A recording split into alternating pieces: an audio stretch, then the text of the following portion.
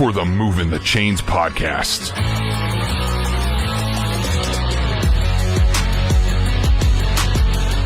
Your home for high school football coverage in the Palmetto State. Every team, every game, every week.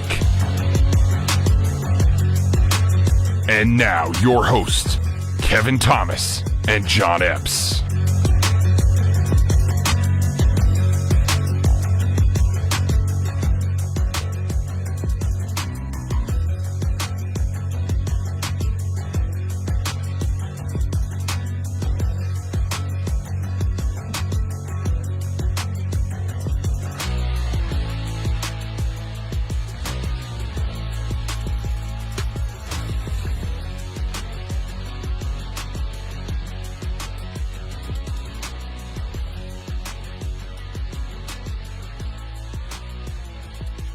Welcome in, folks.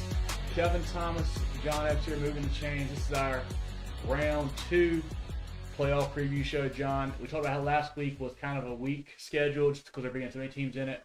This week, we've got some really, really good ball games. Almost every game is quite interesting, especially looking at 5A right here, especially 5A. There are more games with a lot of intrigue than there are with not. Yes, agreed. And we'll go through all those here momentarily, along with all of the whole brackets in general there. But this is you guys' first time. We appreciate it. Like our video here, share it, like our page, tell your friends.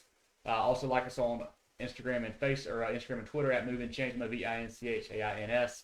We do our live preview show here on Tuesday nights. We get that out here for you guys on Facebook Live. Also do audio only version on Spotify, Google Podcasts, Apple Podcasts, all that stuff. We do a recap show on Sundays. Goes out audio-only version there on Spotify and whatnot, so definitely tune in for that stuff. We've got some good stuff going on this week. Got an interview coming out with a local Skiza OC. You guys are going to hear him talk some ball coming out probably Wednesday or Thursday. That is good stuff for you guys to tune in for. But, John, lots of good stuff here. Let's get going. Let's start with 5A. You want to do that? Yeah. Well, let's take a look at the 5A playoffs. Actually, a quick shout-out here. Kevron, Justin, Thomas, Zach, Darius is in here. Zach's in here for you guys. Kevron says, go Gray. Darius says thinks he's going to Gaffney, TL Hanna. Nice. Big game we'll talk about here in just a moment. That's a good segue here into the 5A playoff brackets, John. We've got Ridgeview going on the road to Hillcrest, Spartanburg hosting Spring Valley, Gaffney hosting TL Hanna, and Northwestern hosting Burns in the upper state. In the lower state, we've got Dutch Fork hosting Cane Bay, Sumter hosting Stratford, Fort Dorchester hosting Chapin, and then Goose Creek hosting Lexington, John. Let's look there in the upper state. Hillcrest Ridgeview is again kind of intrigues me. You know, Hillcrest kind of on a heater here lately, playing some really good ball. Ridgeview been very up and down this year, it feels like, but they had a very nice win over Clover last week. Yeah, I tell you what, I kind of wrote off Ridgeview after the second half of the season. They started to fall off, but Clover is a team that plays pretty good defense. They are. And they put up 46 on Clover. That game in Clover as well. They went on the road and did that. So a very impressive win for Ridgeview. I still think Hillcrest is a much better team. I think they're still playing better football right now. Yeah. Hillcrest putting up 56 on Riverside last week in an impressive win their first round. I like Hillcrest in this game, but what Ridgeview did last Friday kind of makes you go, ooh, okay, Hillcrest's got to play a good game here. And let's not forget, Ridgeview does know how to play good football. They've done it this year. Yeah, they were a top 10 program, maybe even top 5 there for a while early in the year in 5A. A lot of talent there. The Washington kid at quarterback's a good player. 2 good receivers. The Lawson kid next year is a big-time prospect they got. I think Agnew is another guy this year that plays well for them. Hillcrest, and what does worry me for this game for Hillcrest is that while they score a lot of points, they give some up too. They do. They play some. They played well against TL Hanna. Really good performance on defense there. But then they've given up some points to teams like Spartanburg and Lafudemall. Not in a crazy amount, but they've given up some. Worries me a little bit there. But I think Hillcrest with Judy and McFadden and Cauldron, just too much firepower on offense, John. I think they keep rolling at home this week. I think so too. I think Hillcrest's in a good spot right now. I put them a step or two ahead of Ridgeview. Yeah. The next game down in the upper state is probably going to be one of our 4 or 5 biggest games in the state there, and that's Spring Valley traveling over to Spartanburg. Spartanburg, big winners last week, 49-28 over Woodmont. Spring Valley had to kind of fight Nation 4 there. They only beat them 32-24. Spartanburg, I'm a little bit worried. We talk about quarterback Raheem Jeter, how well he's been playing. He came out early last week. I think it was more of a precautionary type deal against Woodmont. They had a big lead, but still, he came out, I think, second quarter.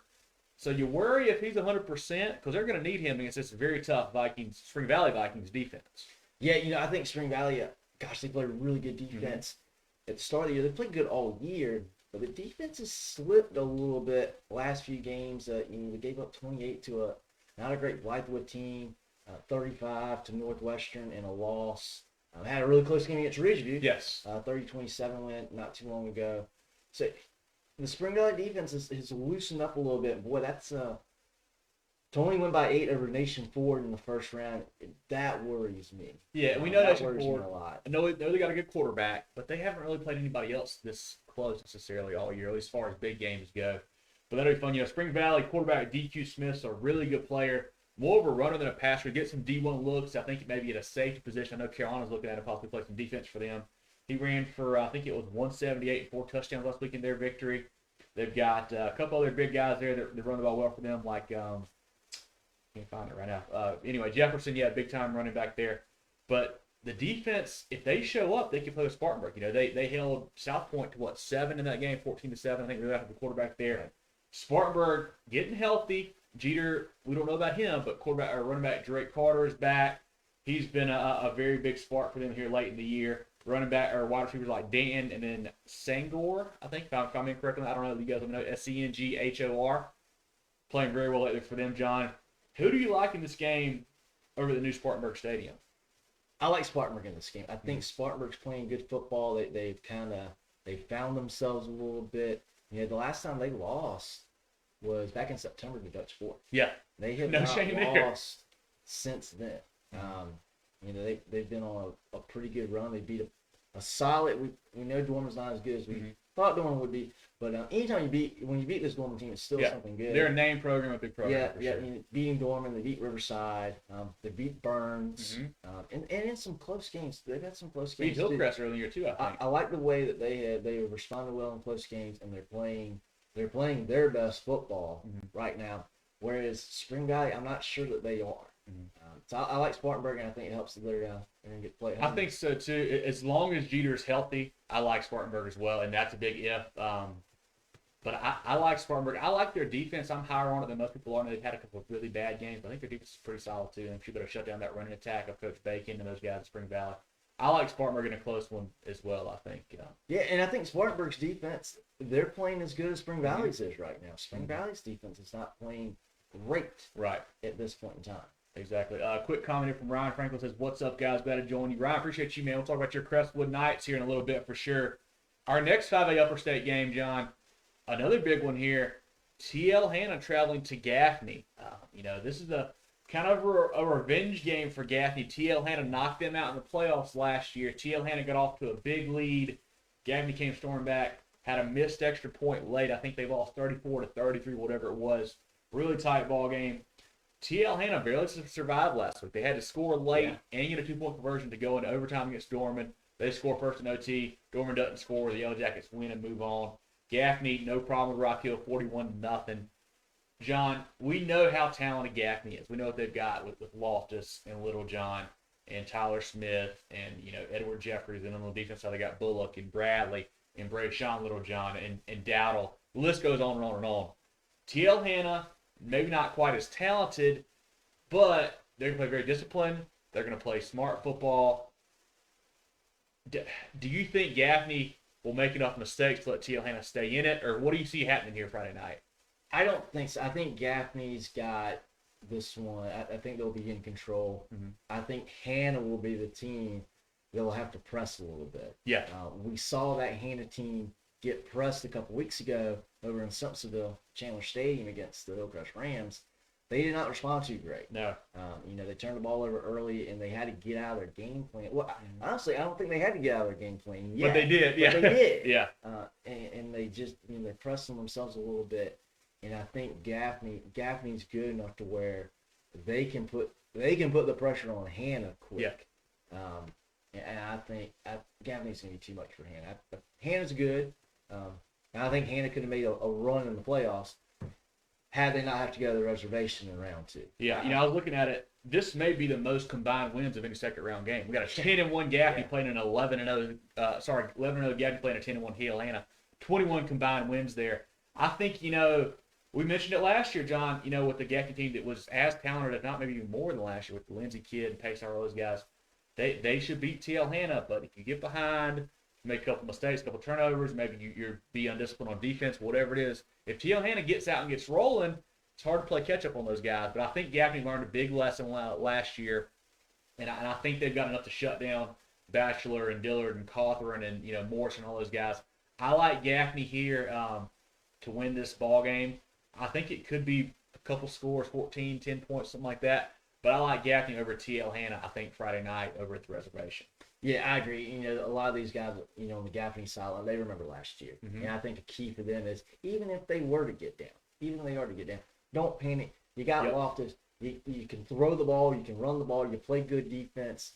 It's a long football game. Mm-hmm. Play your game. You're the better team. You're at home. You got the crowd behind you. Don't push the panic button at all. You've got plenty of time to right the ship if it were to go Hanna's way early. Yeah, if you start off slow, that's okay. But I agree with you. I think Gaffney wins this one by at least a couple scores. I think so there, too. Commenter from Chad Furman said, "What's up, guys? Love the show." Chad, we appreciate you, man. We'll get to your Fort Dorchester team here in a moment as well, John. Our last Upper State 5A game, old school matchup here. Talk about some 5A powers from years past. Burns travels over to District 3 Stadium to face Northwestern. Our Northwestern team, only blemish, week 0 to South Point, 7-point game there. Burns, a team that's been kind of up and down, but they're really trending in the right direction. They beat Malden 30-20 last week. The thing about that game, folks, Malden didn't have their two best players, Jay Lucas and Deuce Caldwell. That was something we talked on the preview show last week. We said, hey, if Malden can get these guys involved, they could have a chance on offense, and obviously on defense shut down what the Rogers kid can do. But neither one of those guys played. But Malden still hung around, had it 14 all for a while, lost by 10. That worries me a little bit looking at Burns there. In Northwestern, man, that's a good football team with Madison and Caldwell and Richard and those guys.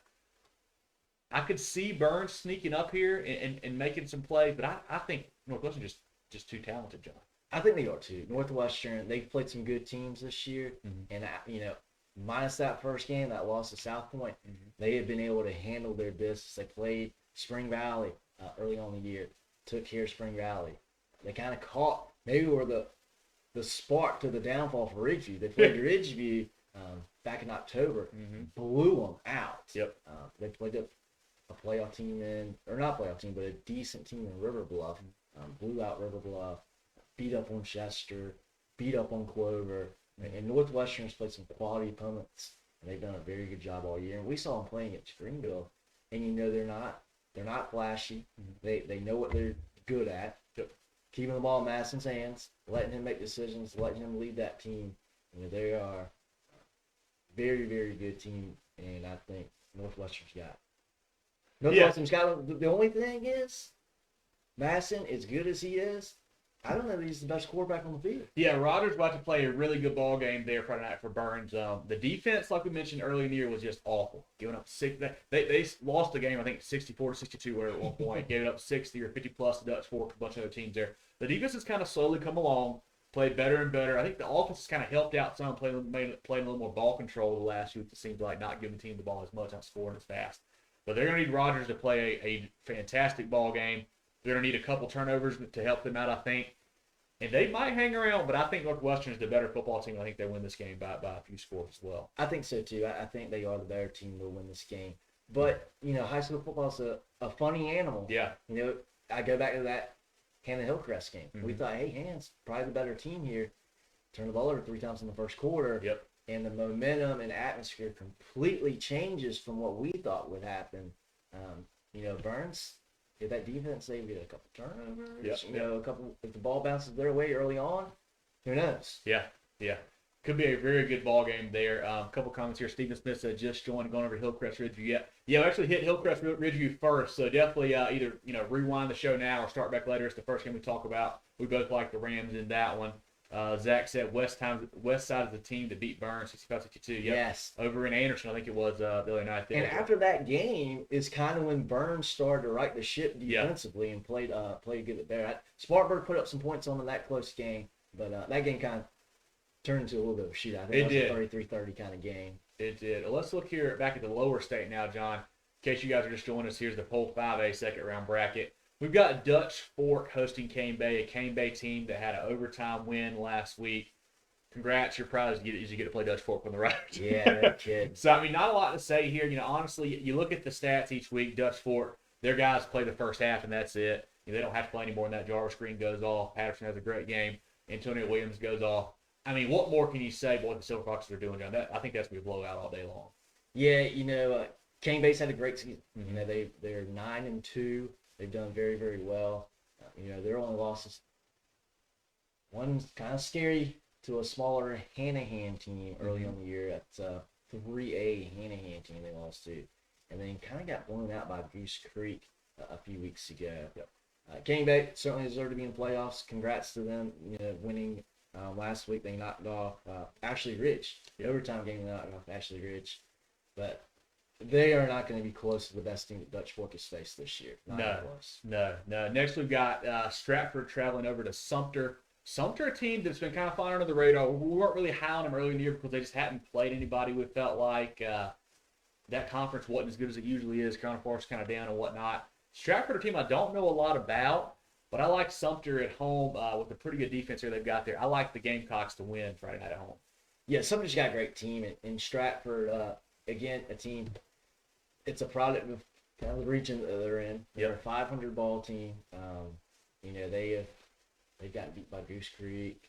They got beat by West Ashley, Somerville, Cane Bay. They're an okay team, but they're not on the level to be a team like Sumter. This will be a nice game for Sumter to not completely on cruise control, but to figure some things out and get some guys some reps and just build up that experience. Next, we got Lexington traveling to Goose Creek. This is an interesting matchup here, John. Lexington shut out Conway last week. Goose Creek had a nice win. Goose Creek has a very good run back. The Simmons kid can really go, can really fly.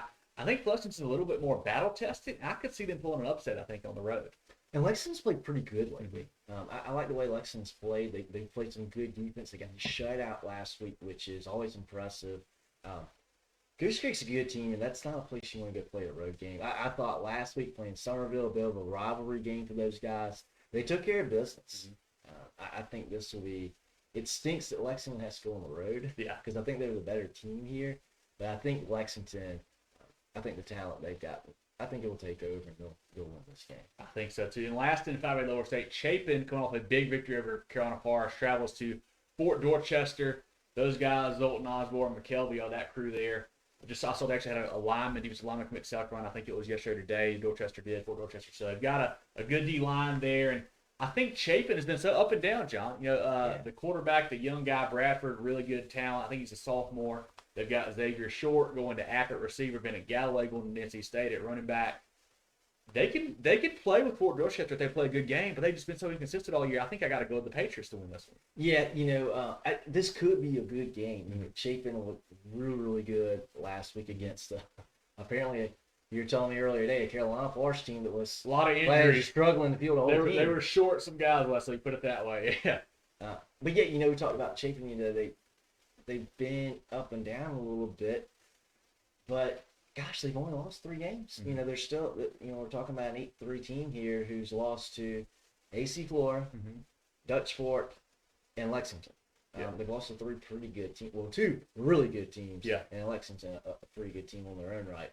But the problem is they're about to play another really good team. Who's got a lot of offensive firepower for sure. Yeah. Fort Dorchester is, I know we haven't put them on the level of Gaffney or Dutch Fork yet this year, but as far as the lower state goes, they're a good team. Great team. Zach says he doesn't think Chapin stands a chance for that firepower for Fort Dorchester. Chad says DJ Watson was the D-line. That's right. But yeah, so I like the Osborne kid. I like Fort D to probably win this game by a few scores, I think. This will tell us a little bit because this is one of those fun games that we don't get to see during the regular season very often. Chapin's played some good teams. They played Dutch Fork. Yep. Okay. Fort Dorchester. How do you measure up against a team that's played some of these teams? Yep. Namely, Dutch Fork. Yep. How do you match up? Of course, we can use the transitive property that everyone loves. But, Fort Dorchester can really blow Chapin out. then I think we can really put some high priority on Fort D to maybe make a run. I think so. Let's look here at 4A, John. Chad says Fort can't come out slow in the first half. Yeah, exactly. Yeah. You don't want to fall behind those guys because they got some firepower too. The Chapin Eagles do. But here in 4A, John, really fun bracket still here. This game that we're probably going to go to Friday night. Greenville traveling down to AC Flora. We've got Irmo traveling over to West Side. Lawrence traveling to South Point. Catawba traveling to Greenville. Lower State, Aiken going to Myrtle Beach. North Augusta, I believe they go to Beaufort, or Beaufort may go to North Augusta. Either way, it will be. Let's see here. North Augusta will get to host that one. So Beaufort heading to North Augusta. West Florence heads to South Aiken, and then Hartsville will host North Myrtle Beach. John, let's start right away with one of our biggest games here. We've got that's Greenville going to AC Flora. Greenville off 55-22 victory over Walhalla. AC Flora off 34-10 victory over Indian Land. Greenville had really a walk in the park. Pro Franklin goes 8 for 10 with 5 TDs. Josh Sapp catches 3 of those TDs. We've had them as one of our games of the week a lot this year because they've played some big games, and you guys have heard us say all the talent they've got. Holland, Pepper, Franklin, Sapp, Bennett, Kelly, Ashton Whitner on defense, Gentile, Schuler, those guys. As much talent as probably anybody in the state. Good special teams unit there. But, we've seen them play the last couple of years. And sometimes they get a little, maybe not undisciplined, but maybe, just unfocused almost. You have some penalties, some turnovers or whatnot that kind of hurt you there. They got to get that cleaned up for sure this week. AC Flora struggled a little with Indian Land for a while. Indian Land kind of hung around with them.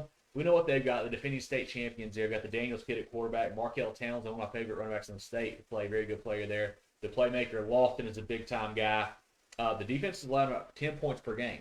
So that's pretty tough to go against. But, John, this is just a heavyweight matchup you think you usually see in like an upper state, lower state final, not here in round 2.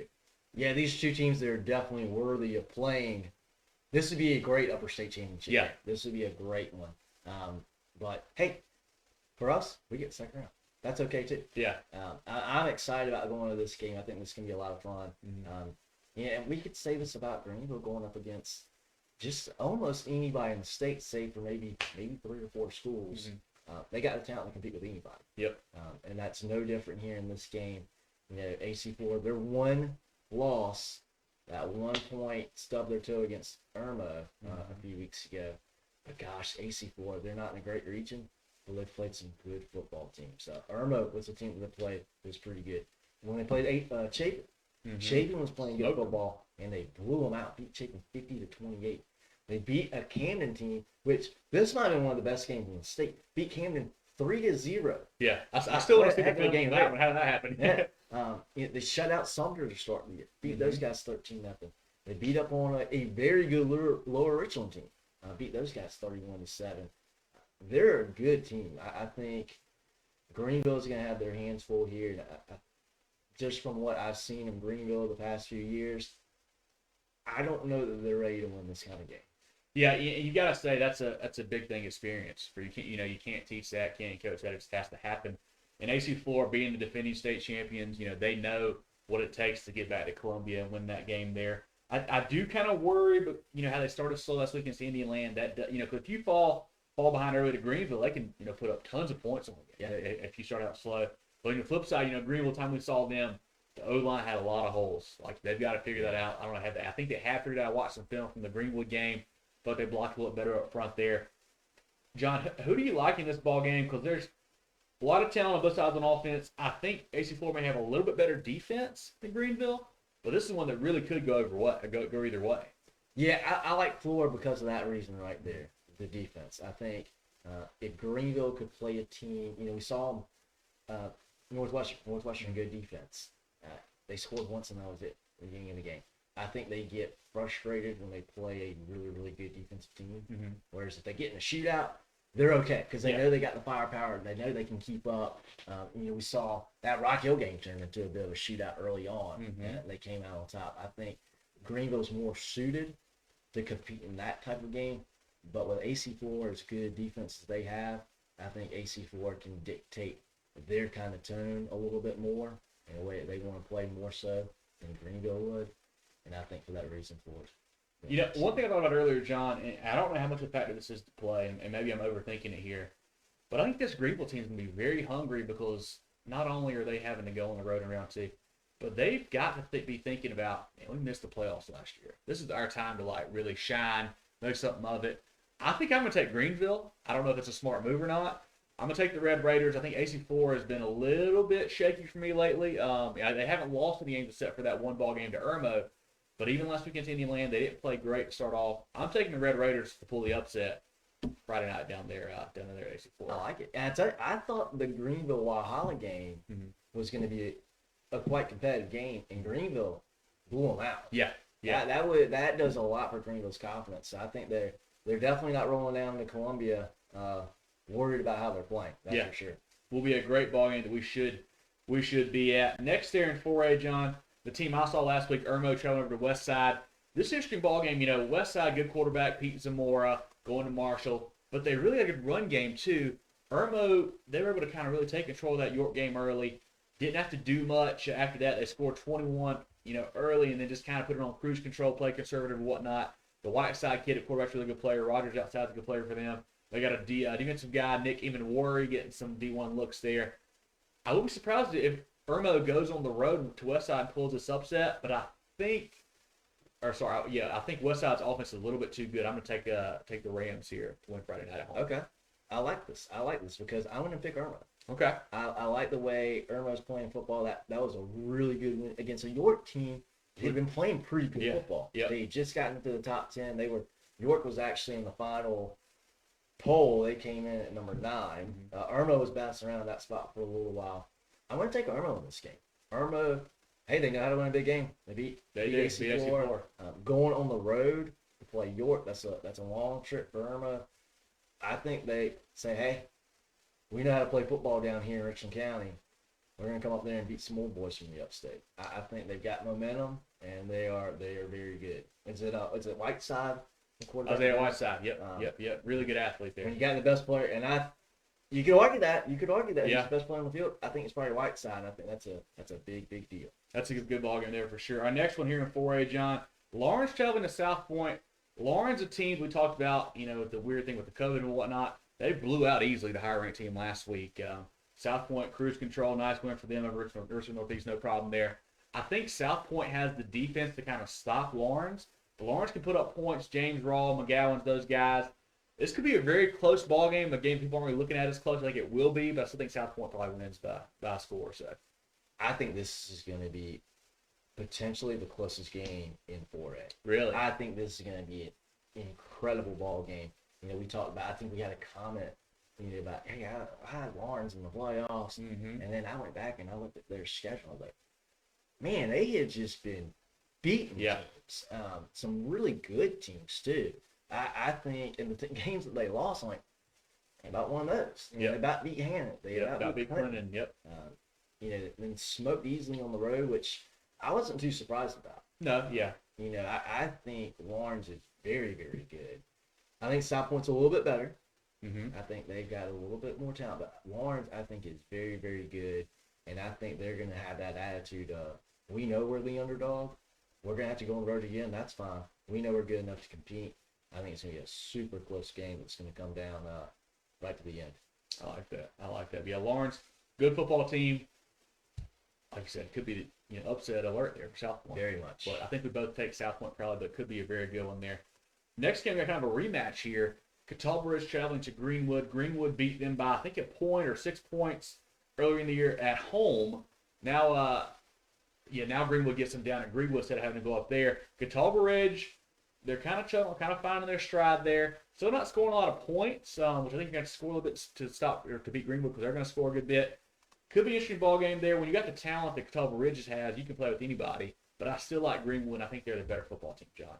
Yeah, I do too. I was super high on Catawba Ridge last year. And let's keep in mind, this is the second year of this program. They have been incredible. They, fallen in some games that didn't think they were going to lose, but they've been dealing with some injuries too. You understand that. But the last 3 games, they've been pretty impressive. Or 2, sorry. Beating Indian Land in a close game, then beating Westwood there in the first round.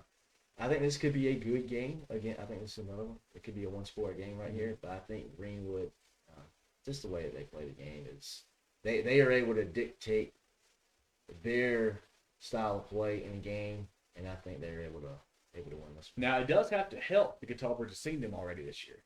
True. Very true. I think it helps Catawba Bridge more than it does help Greenville that they played each other already. Because Catawba Bridge seeing that offense, that's a big help. While Catawba Bridge is more, traditional on offense as far as, regular pass run combo there. So Greenville has seen a lot of that. But Catawba Bridge seeing them, I think, is big for them. But I still think Greenville's a better football team. And the big thing for Catawba Ridge, too, that regular season game, Catawba Ridge lost 17-14. Mm-hmm. And that tells me, hey, they were able to play pretty good against that option offense. And that's a big deal. That's a big deal. If you're able to stop that and not be too fooled by it, that gives Catawba Ridge a lot of promise. That's right. Looking down at Lower State now, Aiken traveling to Myrtle Beach. John, not much here. Myrtle Beach is too much firepower. This game is going to get ugly, I think. Not much to say about that unless you got something to add in. Yeah, I was impressed with Aiken's win last week over Hilton Head. Yeah. I thought Hilton Head was going to give them a much bigger fight in that one. But, I think Myrtle Beach, they're the team to beat for me. Mm-hmm. I think Aiken's going to have a real tough time. I think so, too. Buford heading to North Augusta. Buford, nice win last week. North Augusta, nice win last week. This game, I don't really know who I like here, John. Honestly, North Augusta's got a ton of talent. But they've lost some games you didn't think they would lose. Buford has not lost many. They're 7-2 on the year. I think I'm going to take North Augusta at home, just because they're at home in the Jackets Nest. But this is a game that could honestly go either way. Yeah, last week I was like, I like Buford. I don't know. Since they're at home, I'll take them. Mm-hmm. And now being on the road, I don't know. I think I want to take Buford. Okay, I want to take Buford. That was a good winner with South Florence. Just to go the other direction. Yeah. South Florence, they've been dealing with a lot of injuries as well. Mm-hmm. But they're still a really good team. They've had a great season. I was very impressed with Buford's win. And that was a top 10 win. Yeah. South Florence was still in the top 10 last week, or at the end of the regular season, rather. So I like the way Buford's got it rolling. Maybe it's an upset. I don't know. I'm gonna take the road dog here. Could be. Derek says, "What's up, gents?" Derek, what's going on, man? We're gonna get 1A here in a minute. Glad to have you in here. We appreciate it. Next one, John. West Florence at South Aiken. South Aiken struggled with Wilson last week, who was not good at all. I think West Florence rolls South Aiken, even though they're lower seed. I think so too. I was hoping West Florence was going to do a little bit more against James Island. Mm-hmm. Not a great James Island team, but they took care of us. Yep. They went 38-15. They did what they had to do. I agree. I think West Florence rolls in this one. The only thing is, they got to go to South Aiken. Yeah. Which is, again, this is, the way the bracket works out. West Florence, I think almost everyone agrees the better team in this matchup. Yep. But having to go on the road makes it just a little bit more interesting. But yeah, I think the Knights roll on this one. We talked about the rematch between Greenwood and Catawba Ridge earlier. How about this one, John? North Myrtle Beach playing in-region opponent Hartsville at Hartsville Friday. North Myrtle Beach, my team of the week. Big upset over May River. Hartsville, nice win for them over Airport. Really smooth, easy win there. Hartsville beat them earlier in the year pretty handily, I think, John. You had that score for us there? Yeah, let's see if we can pull it up here. 45-20. Yeah. I think Hartsville is the better team. And North Myrtle Beach played well last week. They got the championship pedigree going to state last year. I still think the Red Foxes are a better football team. Yeah, I think North Myrtle Beach, I didn't pick them to win last week. I thought, they're just. I didn't either. I thought maybe we'll take care of them. Yeah, I was like, they're not the team that we thought they would be this year. They dropped some games they shouldn't drop. May River's playing pretty good football, and then they went out pretty much dominated that game. Mm-hmm. I thought that was very, very impressive. And Hartsville, they've been a little bit up and down this year. They started off really slow. Slow, but they've been playing really good football lately. I like Hartsville in this game. I think they win. But again, same situation. Hartsville's got to go on the road. Yep. They got to go on the road. It could be a very interesting game. You got North Myrtle Beach playing with some confidence now, too. Yep. So that's and they're still a good team. They got some talent. It's going to be another. Gosh, you could flip a coin, I think, on a lot of these games I don't know. I think the better team is the road team here. Mm-hmm. So it's tough. It's going to be fun to watch. Yeah, circle back to Buford, North Augusta. Curtis Staley says he's got Buford by 2 scores. Jimmy says Buford is 9-2, not 7-2. Sorry, Jimmy, we got off of Max Preps. That's what you're following Max Preps. Those guys don't have their stuff together for sure. said they're playing great ball. They're 4-1 on the road this season, John. So Ooh, that I like lends that. to your point All there. right, I like that. That'll be good. Sticking with it then. Yeah, Nick said he thought maybe Maryville was good too, and he laughing face. Yeah, Guess we're gonna not. laugh with that one. Cavante says Timberland at Sherraw. We're gonna do that 2A here in a minute. That'll be a very good ball game, John. Before we get into 3A here, let's give a quick shout out to our friends over at the Georgia Agency. Open enrollment is here now. Give them a call. Bradley, Wayne, Richard, and the crew. If you need insurance for yourself or if you're a small business owner, you need it. Give those guys a buzz. They can help you out. TheGeorgiaAgency.net. Been serving South Carolina for over 35 years. Check them out for all your insurance needs here in the state of South Carolina. And then our friends over at Security Advantage Federal Credit Union. They have a clear purpose to improve the financial lives of their members. They offer much lower loan rates and don't charge the fees that other banks do. Whatever your personal journey, Security Advantage is here to offer you smart financial solutions. Join today at SecurityAdvantageFCU.com. Security Advantage Federal Credit Union, Win at Banking, Thrive at Life, member NCUA. So 2 great friends of the program there. We'd love to have you guys check them out as they really help us do what we continue to do here throughout the season, going to games and reporting and whatnot, John. But let's look at if 4A is not our favorite, this one here in 3A might be. Great classification, a lot of great ball games here. Upper state, we've got Chester traveling to Chapman, Wren traveling to Powdersville, Woodruff traveling to Daniel, and then Clinton traveling to Lower Richland. Lower state, we've got BC, we've got Camden hosting Aner, Dillon hosting Crestwood, and then Oceanside hosting Gilbert. John, let's start in the upper state. Chester at Chapman could be a very interesting ball game. Chester, a nice win last week. Chapman, a blowout win, not much to look at there. Zan Dunham, you mentioned best player on the field. He may be it. If not him, it's probably DJ Black, one or the other there. I think Chapman's got a little bit too much firepower, but Chester could be sneaky, could keep Chapman on their toes here Friday night. I think I was high on Chester early in the season, and then they lost to Lower Richland. I was like, maybe they're not so great because they lost back-to-back games. I thought they were going to give Northwestern a fight. They kind of got blown out by Northwestern. Well, they got beat by 2 scores by Northwestern. But then they went right back and they lost a double overtime game against Lower Richland. Maybe they're not that good. Turns out Lower Richland's actually really good. So I think Chester is going to give Chapman all they want. I saw Brooklyn Casey go up to Chapman and beat them up there. I'm not sure BC's any better than Chester is. I think this is going to be a very, very close game. I think this will be a 1-score game. I'm going to give the nod to Chapman because I think they are slightly the better team. Yeah. Playing at home. They got a great home environment. They did a great home crowd those there. Those fans, they pack the stadium. They are into the game. They are bringing the noise. And it really, you can see it lights a fire on that team. I like Chapman in this one, but this is going to be another, I think, very, very close 1-score game. Yeah, I like Chapman too. Just too much offense, I feel like. Derek says, good game for Lakeview this week. Hadn't heard much about him. Yeah, we'll get down here in a minute, Derek, for sure. Zach says Clinton will have the quarterback Davis Wilson back. We'll get down here in a minute as well. Rashodi says he's picking Wren over Powdersville. That's our next game. Talking about rematches, John.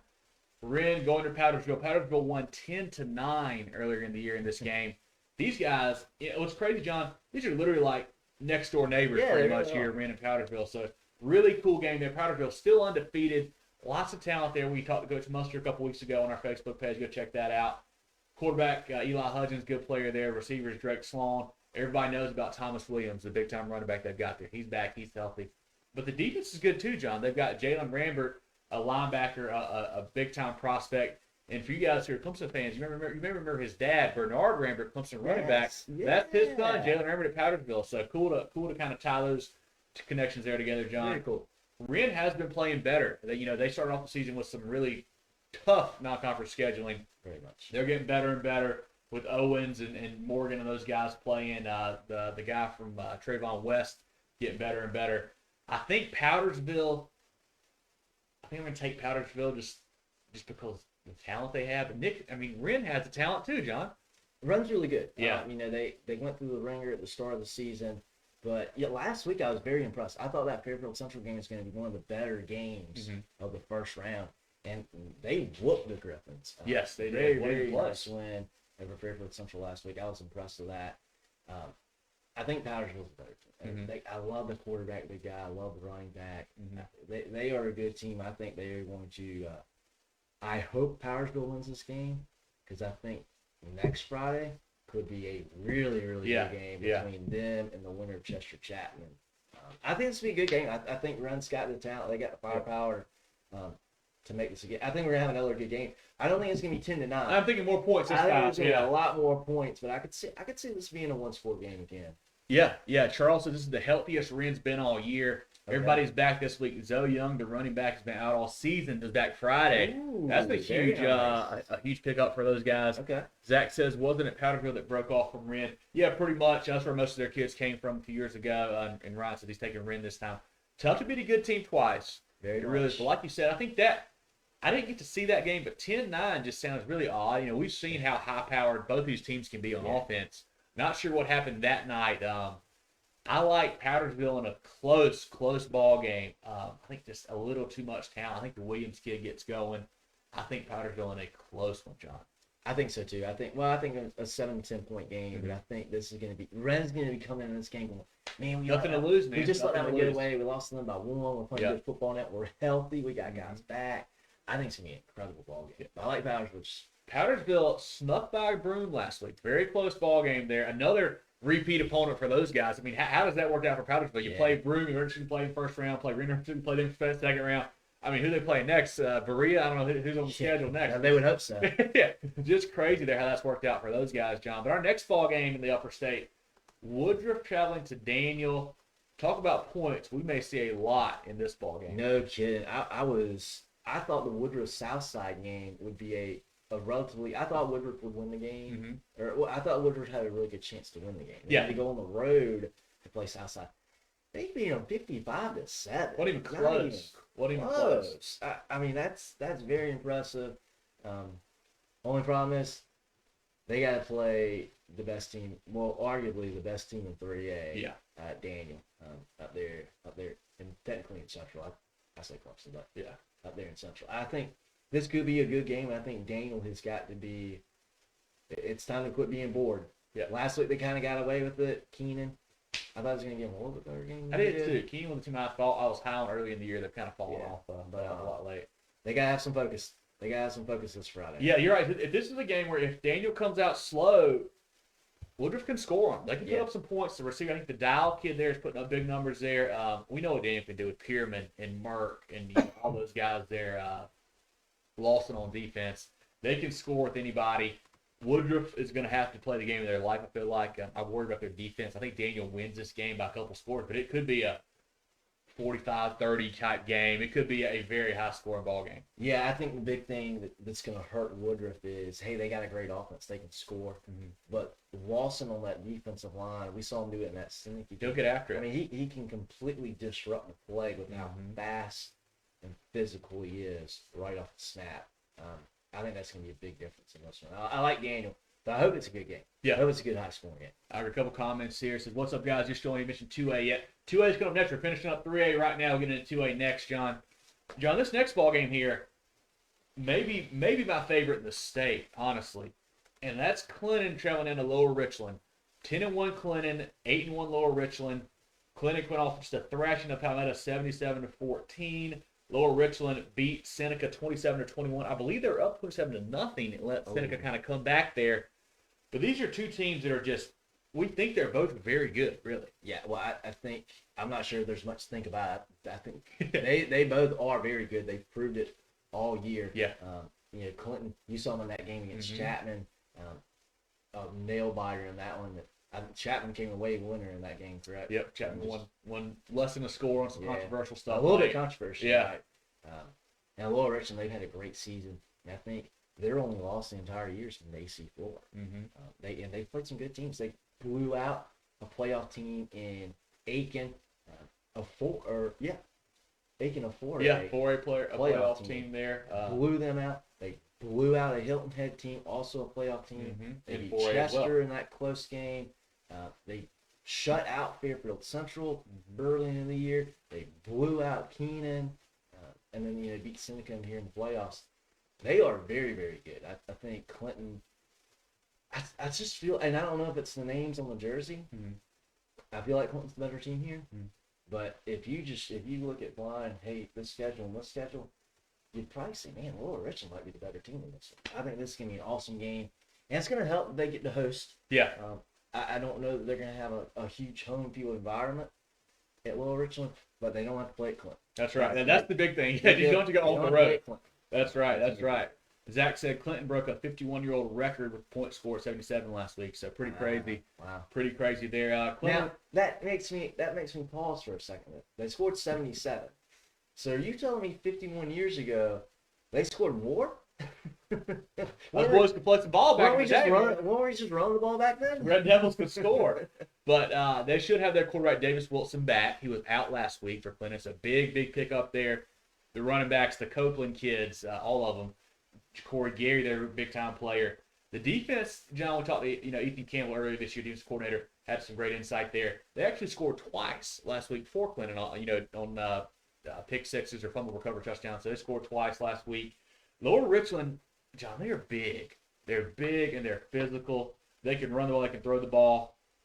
They've got the quarterback, Adams, Pearson, and Barney, the running backs. Wide receiver Nate Branch is one of the best receivers in the state. Really good player, number one there for them. What's going to be weird is that Clinton likes to run the ball. Lower Richland can really stop the run. I think Markel Towns, I talked about crazy Flora, had, 60 yards or less against them. They can stop the run. Clinton likes to run it. I don't know what to make of this game. They're going to need a big performance out of Davis Wilson. Clinton will win this ball game. It's going to be, and this could be a game where, hey, if you're more physical in the defensive line, that can make the difference in the game. And that's at any level of football, not just high school football. That's at any level. That's going to be a really, really fun one to watch. I wish we could go to that game too. Yeah. Lower Richland's got Jasper and Watson on defense there. And what does worry me with the size Lower Richland has is that Clinton, with that offense what they run, which is kind of like the wing tee or the flex ball out of the shotgun. They have some smaller linemen because they pull a lot with the guards. They got a big left tackle. They do have that, but a couple guards that are smaller. You wonder if maybe Lower Richland's size kind of wears them down a little bit, or can Clinton kind of take advantage of it and maybe get outside, get some nice plays to the corner or whatnot. Man, really good ball game there. I think I'm going to go Clinton. I like the coach there, Coach Fount from Lamar, like Rashodi mentioned there. He's got some state championship experience there, some big-time playoff experience. I like Clinton on the road to beat Lower Richland, but this may be the best game in the state Friday night. I'm going to go Clinton too. I think Clinton's played teams like Lower Richland before. Chapman's a very aggressive team. I know they lost that game, but hey, they were right in the game. It's not like Chapman's power. Yeah. I think I like Clinton being able to put together a game plan to take advantage of some matchups, take advantage of some scheming to get those big boys moving. Yeah. You get them moving a little too much and wear them down a little bit. I think you say, hey, can Lower Richland kind of wear down Clinton? If you get those big boys moving enough, they're going to get tired. Yeah. Who knows how much depth Lower Richland has. This is going to be a great game. It's going to be a great game, but I think I like Clinton a little bit. I think so too. Now looking at the lower state here, John, in 3A. Not as much action. There's a couple of decent games here. I feel like, Hanna going to Brooklyn Casey. I think Brooklyn Casey wins that one pretty easily. Next one here, John, sneaky game here. I think Ainer and Camden could be good. I think it's going to be a really good, low-scoring game. That Turtle offense, you know what they do at Ainer there. Yes. And Camden, they don't quite have the offense they had last year. This is going to be a game where it's going to be, I think it's going to be a one-score game just because it's going to be so low scoring. It's going to help Camden that they get to, Ainer's got to make that long trip over to Kershaw County. Zemp Stadium, another great place to play a football game. We saw a picture of the field earlier this week. Field looks great. It does look All good. the sponsors have put their money on the field and are ready to go. It should be a great game down at Zemp Stadium. But I tell you what, Coach Shrimp better tell those boys, goal number one, do not turn the ball over. That's right. You got to get off the field. Turn the ball over. Yep. If you only score a couple times, that's okay, because that may be all you need, but you cannot turn the ball over. That's gonna be a fun game. I think Camden's. I think they're a little more talented. Yeah. I think they're clearly better than Ainer, but the way that Ainer plays, they turn you over once or twice. Yeah. And Ainer snuck by O-Dub last week. They weren't super sharp in it. Seemed like I think the quarterback Garrison Gaffney scored two touchdowns running. Also had the game-sealing pick as well, so good for him there. The next game here, actually, let me do say this again. I think Camden's on upset alert, but I like Camden to win this game.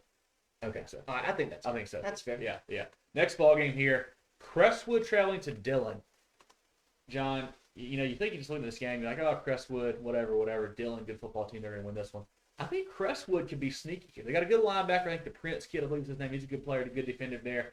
And Dillon, we just don't know a ton about still. They just haven't played anybody. And I think and we had somebody, I forget who it was, tell us last week, say, hey, I think Crestwood's going to beat Dillon when it comes down to it. And, I looked at Crestwood a little bit like, actually, they've had a really good season. Yeah, they have. We just haven't talked about them a ton. But they've got a really good, they got a good group. They got a good team. They started their year off. They beat R&E, who turned out to be a pretty decent team. Then they got blown out by Irma. But they played pretty good football. Since then, their only loss has been Camden. Yeah. A relatively competitive game in that game. They beat a pretty good Lake City team 2 weeks ago as well. I think it's gonna be a really good game. I think Dillon pulls away in this one. I think Dillon. Yeah, they can't play anybody, but they're still really good. Dillon between the white walls and the playoffs is a tough environment. I think Dillon a little too much firepower, but Crestwood could hang around and make some noise. But I think the Wildcats are going to win that one as well. I think so too. Maybe my favorite game here in the lower state 3A is this next one. That's Gilbert going to Oceanside. A Gilbert team that's had some big wins, had some bad losses. If they could kick, they'd have a few more wins, I feel like, from what I've read. Oceanside, a team just keeps flying under the radar. They start off slow. They lost to Gray, lost to Myrtle Beach close, lost to, I think it was Huff or Butler to North Carolina pretty badly. But they've had some good wins, too. They keep slowly chugging along. Couldn't be in the top 10 in 3A for whatever reason. They win their conference. They're 1 seed here. I'm taking Oceanside to win this game. This is great. I'm picking Gilbert. I think Gilbert's a little bit better. Oceanside's been playing better football as the season's gone. Yep. They found their way a little bit. And, for Gilbert, it's going to be tough. They're, I think, maybe you guys may know, I know Oceanside last year was playing all their home games at the Citadel. I believe they start over at Johnson Haygood, yep. Yeah, so it's a cool environment for Gilbert to be able to play there, but could be a little intimidating. Haygood, that's not a small stadium. It'd certainly be the biggest stadium these kids have played in. Yeah. So I like Gilbert in this game. I think Gilbert's got more firepower. Okay. I think they're a little bit better team here. But this is another game. I think the better team is on the road. Yeah. Will be a fun ball game for sure. Kyle Gibbs says Dillon defense has allowed 9 TDs all year. Yeah, that Dillon team's tough. Obviously they've got a little bit shorter schedule because of COVID stuff, but those guys can play. Ryan and Zach are talking about a Little Richland receiver that might be out. I wonder if it's Branch. No, I believe the Branch kid, Nate Branch, is playing for what I've seen, so it must be a different one that is out there, John. But let's look now into 2A. Another fun classification, John, here in 2A. Upper State, we've got Saluda headed over to Big Abbeville. Always a fun matchup there. We got Crescent heading to Gray. Another rematch here. Christchurch heading to St. Joe's. And then Newberry heading to Chesterfield, I believe it is. And then in the lower state, we've got Central Pageland going to Silver Bluff. Sherrill hosting Timberland. Barnwell on the road at Woodland. And then Wade Hampton going down to Philip Simmons, John. Let's start in the upper state. Abbeville and Saluda. Saluda beat what we thought was a pretty good Andrew Jackson team last week, 38-14. Beat them pretty handily. They're a couple losses this year. They're 7-2. They lost to Gunner Stockton, Raven County team out of Georgia, and then lost to Gray Collegiate. Nothing to sneeze at there. Abbeville continues to roll, 41-0 over Blacksburg. John, Saluda, do they have anything for Abbeville this week? I think they do. Okay. I think they do. I think this is going to be. I know we got some Abbeville folks on, and we got some Saluda folks too. But I think this game, I think Abbeville wins. I think Abbeville wins this game, but I think it could be like a 10 to 14 point game. I think this game is going to be uncomfortable for Abbeville deep into the second half. I think Saluda can play with them. I think this will be a game where it'll be Abbeville's toughest game of the year. So far, I would say so. Yeah. To this point, I think it's going to be a tough game for Abbeville. And it's going to be a game where they're going to have to be ready for a dogfight. Deep, I'd say into the fourth quarter. I think it's going to be a game. Yeah, so Saluda's got a very good defense. On offense, they're led by McCary at quarterback and Baker at running back. Brunson and Jones on the defensive side played well. I think the thing about this game is that you got to remember Saluda beat Abbeville 2 years ago, 2019, on the way to a state championship. Abbeville hasn't forgotten that. I heard there were some mixed words there. I think Saluda had the ring ceremony during an Abbeville basketball game or something like that. So I love it. There's no love lost between those two there. Now is that Abbeville's last loss? Yes, they did not lose last year. That would be their last loss. Okay. Yep. Abbeville led by Zay Rayford at quarterback. They got the Harrison kid running the ball. one of my favorite players in the state, Jeremiah Lomax, on defense. I think he had a string of 5 straight games with a pick 6, John. May have been 6. I think it was 5. Just a great season for him. Here's the thing about Abbeville, John. They've allowed, I don't know how to say it. They're allowing 4 points a game. That's what it comes down to. Can Saluda score? I don't know. I mean, you would think if this is anybody but Saluda, maybe this is a look-ahead spot into that Gray matchup next week for Abbeville. Maybe it's a look-ahead. But what we talked about with Saluda, kind of pissing Abbeville off the last couple of years. I think Abbeville comes out. I think they may win this game by 21, 28 points. It may get out of hand. I just don't know if Saluda can score enough where even if their defense plays well, I don't think they can score to kind of keep up with Abbeville. I don't know that either team scores 30.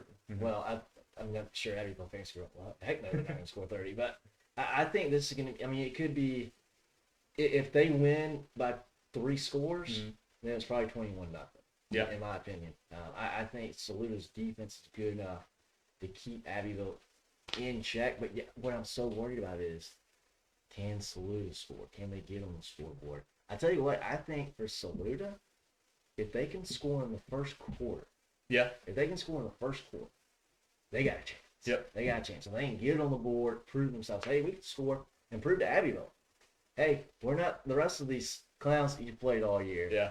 Remember, we're the team that beat you last time. Yeah. But I see what you're saying. Abbeville could be real fired up about it too. It's gonna be a good game. I think it's gonna be a closer game. I think it's gonna be like a 10-14 point game. Curtis says Abbeville's only allowed 7 points in region play. I think that 7 was in that last game against Christchurch too. I believe there in the first half or so. But yeah, the Abbeville region is very weak. The region is a little bit suspect. I agree with that. Saluda's probably played a tougher schedule. Sure. But I think Abbeville's better. J.D. Patterson is Abbeville by 14. Revenge game from the 2019 disrespect. Told you that Abbeville is mad at Saluda. That 2019 game, they were not happy about that. And this Saluda team is not as good as that Noah Bell team and Dalion Wright back then.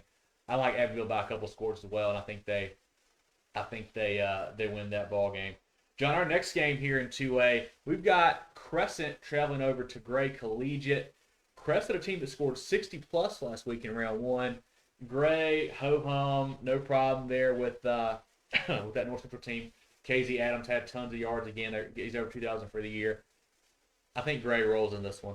Yeah, I think so too. They're certainly the better team here. And you say, hey, Crescent scored 68 last week, and they gave up 35 too to Chesney in that game. I think Crescent's, hey, they deserve to be in the playoffs. Good for them to get to the second round. But I think this is the end of the road. Gray is very, very good. Yep, Rashad says Gray easy. J.D. Patterson says 3 teams out of that region won in the first round, so somebody else's region is weak too. That's a good point. That's a good point, J.D. Good point there. The next 2A game we've got, John, a rematch. St. Joe's and Christchurch. I think St. Joe's is the 1 seed, so I believe they're hosting that. That is correct. Okay, so St. Joe's will host Christchurch. St. Joe's lost to Christchurch earlier in the year. Is that correct, John? Or did they beat those guys? Do you have it there for us? Let's see. We can find out here right quick. Either way, a big-time rivalry game between those two. They play every year. Christchurch beat them in overtime. Christchurch beats St. Joe's in overtime. 22. So you wonder how much of a factor that plays. We've seen a lot of rematches here, it sounds like. This time they're on the road. I like Christchurch, John. I think I do like this ball game. I do too. St. Joe's, just brought up, not a great region that they play in. And not to say Christchurch is in a great region themselves, but they did play Abbeville and a team that I always think that's a tough win, Batesburg-Leesville. Yeah, I believe they're in that region with Abbeville and Batesburg-Leesville, I think. Correct. They are. So I like Christchurch in this game on the road too. I think they're a little bit better team. I think so too. Next game, maybe one of the better ones in 2A, John. Yes. Chesterfield and Newberry. Chesterfield, the home team here. They can put up points. We know that. Newberry, nice win last week. They've been kind of up and down this year, but they beat Landrum pretty handily. Newberry, are they playing for Coach Strickland, trying to make make some noise for his last playoff run? I don't know. I think I like Newberry to beat Chesterfield, kind of stop that offense a little bit. I like Chesterfield. You like the high-power offense? Okay. I think Newberry's really good. If this game, and I was surprised that Newberry won by as much as they did last week. But I think I'm going to go Chesterfield in this one. Is Chesterfield's got to be hosting this game, right? Because they should be. Yep, they're the 2 seeds hosting. 3. I think that's going to be. I'm kind of going a little bit of a toss up. Yeah. I'm gonna go. If we have any Chesterfield fans in here, do you guys have the Peacocks down there? I remember that. You always had the Peacocks at the games I went to, baseball games especially. So let me know if that's still a thing down there. JD says that's true. At the ring, they had the ring ceremony Saluda did when Abbeville played them basketball. Very distasteful. Rashodi says Christchurch wins. But lots of good matchups Upper State 2A this week, John. Yeah, there really are. There are. Now let's look at the lower state here. We've got Silver Bluff hosting Central, Sherrall hosting Timberland, Woodland hosting Barnwell, and then Philip Simmons hosting Wade Hampton. 4 more pretty good matchups, Sean. The first one, I think Silver Bluff's going to blow out Central. I don't see a lot of action there either way. I think Silver Bluff is just going to take it. Dunbar, they're going to roll in that one. But then Sherrall and Timberland, that's an interesting matchup. Sherrall, we didn't talk much about them. They ended up winning their region, beating Chesterfield late. Timberland had the one loss to Philip Simmons. Excuse me. I don't know who I like in this ballgame, John. You know, I really, really like Sherrall, but I think Timberland's the better team in this ballgame. Mm-hmm. Timberland, I think they've had the better season. Sherrall's had a great year, and they were in. Sherrall's in that region with Chesterfield. Mm-hmm.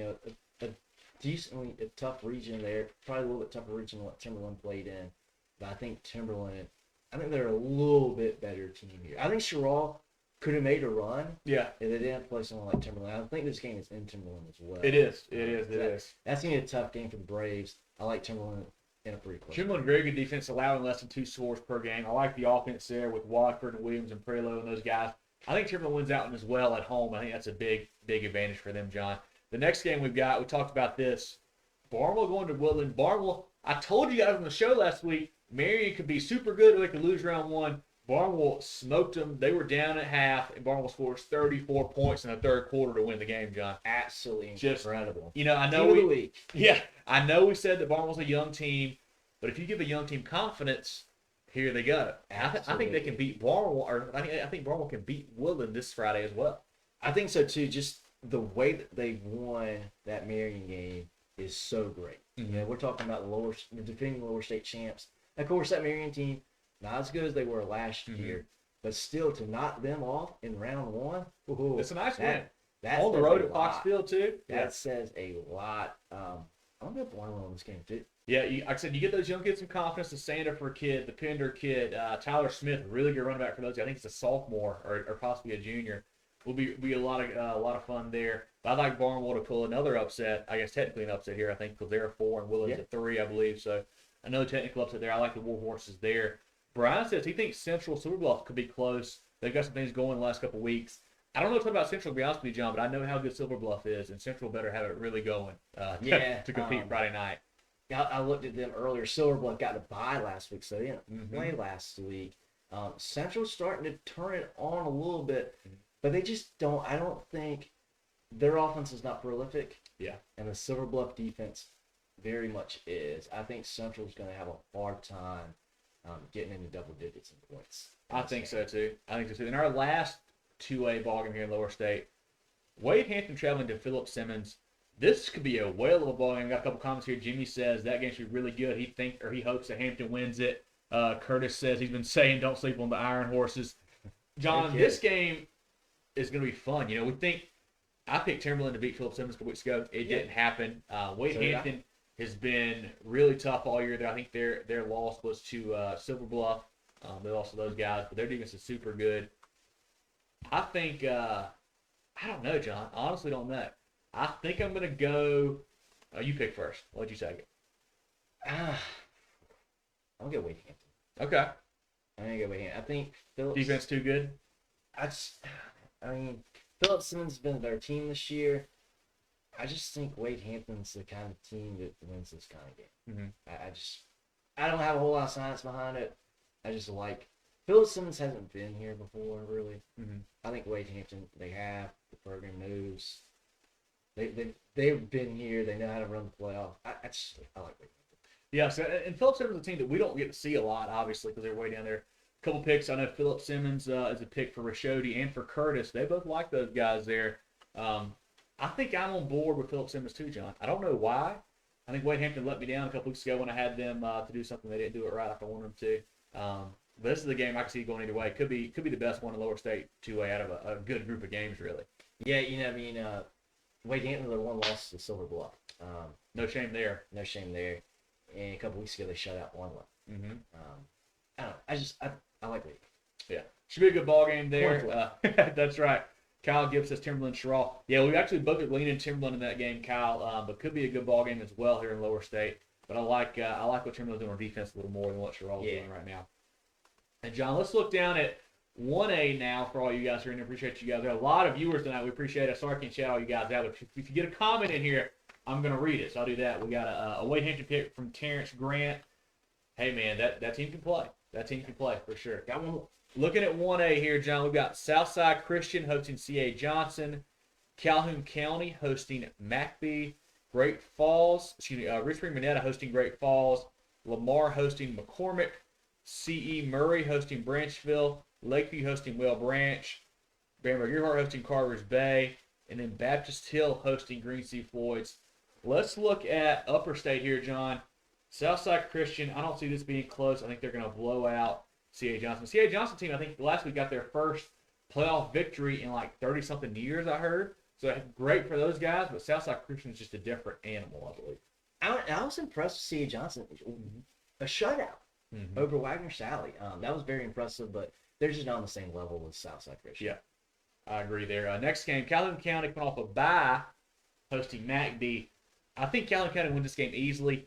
McBee, I don't think they're very good. They lost to a Skeeton School PD Academy early in the year, got blown out by those guys. I think Calhoun County's a better football team. I think those guys beat McBee and the Panthers pretty handily. I was impressed by the win last week. Yeah. They blew out Ware Shoals 62-14 last week, but yeah, Calhoun County's they're head and shoulders better team than this one, I think. Yeah. Richmond Minetta hosting Great Falls. Great Falls, nice win over Dixie. Dixie team that we thought was pretty good. Yeah. Great Falls, had some nice games early in the year. Really fell off. Played well last week. Richmond Minetta, I love the Lee Park kid. I love what those guys are doing there. I think the Trojans are too much for Great Falls. I think this could actually be a close game. Okay. I mean, it could certainly be. And Great Falls, they started out the year really well. Yeah, they did. Started to regress a little bit. But a good win last week in round one. Dixie, a team that's been playing pretty good. But, I like Richmond Minetta in this one. But I think this could be a really good game. Could be a lot of fun for sure as well. Next one, McCormick traveling to Lamar.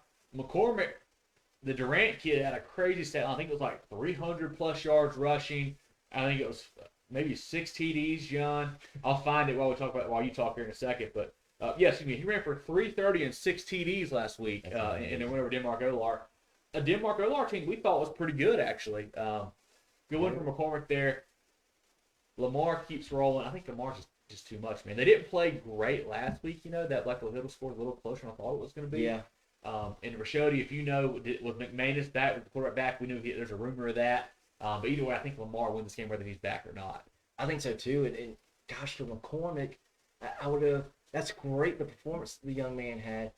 But rest him a little bit. You got the game in hand, you're up by 30. Let him take some. You don't have to. He says one-day ball, John. You got nobody to put in. Put somebody in. Somebody. Yeah. Rashodi said the quarterback is back. So that's a big pickup for those guys. Okay. I think Lamar wins this game. I like the McCormick if they could have saved somebody a little bit last week, but who knows? Yeah, looking back over at Lower State now, C.E. Murray hosting Branchville. C.E. Murray, a team that we haven't talked about a ton. I think they're the better football team. I think they beat Branchville. Yeah, very impressive win last week. They blew out Cross. Branchville got by Johnsonville in a close one. That was, I think, a 43-42 ball game. Mm-hmm. Really good win there for Branchville. But, yeah, I think Seamers a little bit better team. Yeah.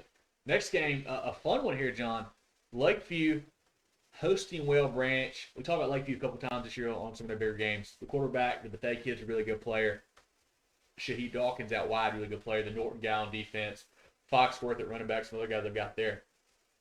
I think Lakeview has too much talent. I think they beat Whale Branch. And I don't know if it's going to be close. I think it's going to be very close. Really? I think it's going to be very close. Whale Branch, a team that we haven't really talked about much this year, but their one loss is to a Baptist Hill team that is very good. Yeah. They lost Baptist Hill.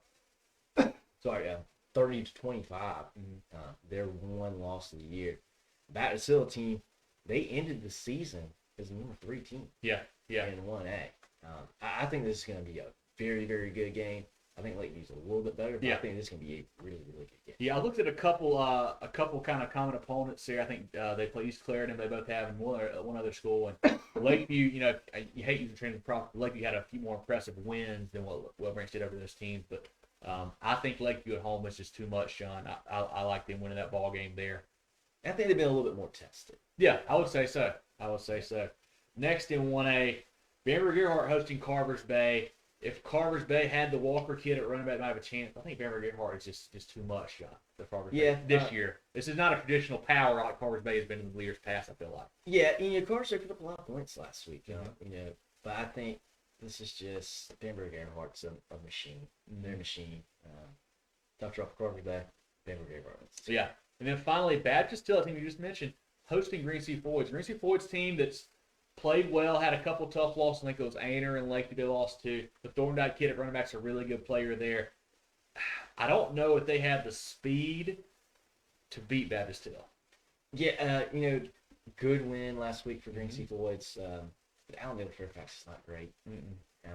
It's a 33-16 game. Okay, whatever. Baptist Hill's really good. Yes. They are really good. I think they win this game. I'll tell you what, if Baptist Hill and Bamberg-Earhart can take care of business this Friday, that would be a very, very fun fourth round game. That could be super fun. That would also be a number 2 versus number 3 matchup. So that could really decide who can take Lower State next week. Yeah, a couple more comments here. Rashodi says, "See emerging team to keep an eye on." He also says hard to beat Lakeview at home. Jimmy says Wellbranch should be a great game. He hopes that Wellbranch wins. Ryan's taking Lakeview as well. That'll be a good ball game. I think we're both in Lakeview there, but should be a goal for sure, John. Let's give one more shout out here to our friends before we give our pick'em results. Who won the championship? So stay tuned for that, guys. That'll be here in a minute. But first, I want to shout out our friends at the Georgia Agency, serving the insurance needs itself for over 35 years. Full line insurance agency, contracting employee benefits and health insurance with an office in Mullins and Merle's Inlet. They can help you all across the state. They've got clients in Greer, Rock Hill, Columbia, Aiken, etc. So wherever you are, don't feel afraid to reach out. Bradley, Wayne, Richard, and the crew, thegeorgiaagency.net. And then looking over at our friends at Security Advantage Federal Credit Union, they have a clear purpose to improve the financial lives of their members. They offer much lower loan rates and don't charge the fees the other banks do. Whatever your personal journey, Security Advantage is here to offer you smart financial solutions. Join today at securityadvantagesu.com. Win at banking, thrive at life, member NCUA. Two great friends of the program there, John. But time for the big reveal. I guess we'll look at the Week 10 standings first, and then show you the overall. So looking back at Week 10 and who was able to come away with that one.